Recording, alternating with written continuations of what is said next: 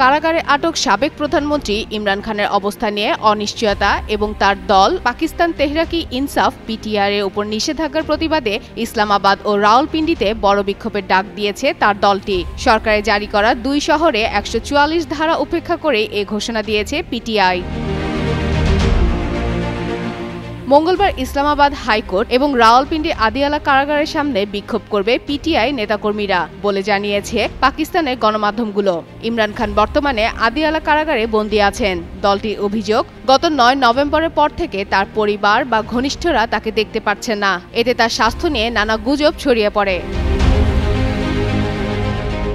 PTI নেতা আসাদ কায়সার বলেন, বিরোধী দলীয় সংসদ সদস্যরা প্রথমে ইসলামাবাদ হাইকোর্টের সামনে বিক্ষোভ করবেন, তারপর রাওয়ালপিন্ডি আদিয়ালা কারাগারের দিকে যাবেন। তিনি অভিযোগ করেন, আদালত ও কারাগার কর্তৃপক্ষ তাদের নির্দেশ মানছে না, তাই বিক্ষোভের সিদ্ধান্ত নেওয়া হয়েছে।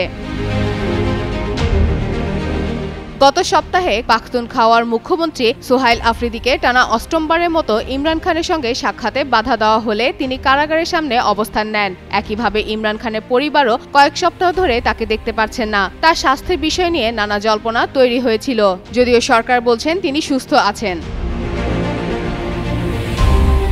এদিকে পাকিস্তান সরকার এই শহর দুটিতে জনসমাবেশ নিষেধ করে 144 ধারা জারি করেছিল।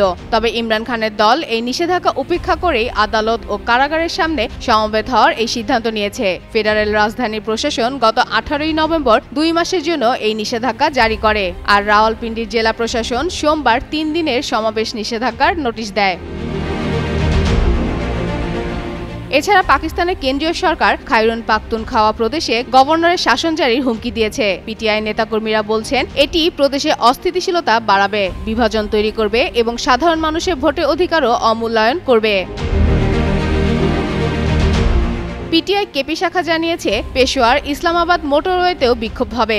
তারা সম্ভব হলে রাস্তাঘাটও অবরোধ করতে পারে। নেতাদের মতে, সরকারের দমনপীড়ন এবং ইমরান খানের সঙ্গে পরিবারের সাক্ষাৎ বন্ধ রাখা পাকিস্তানের রাজনৈতিক অস্থিরতার বড় কারণ। ফাতেমা ফাতেহ জান, যুগান্তর নিউজ।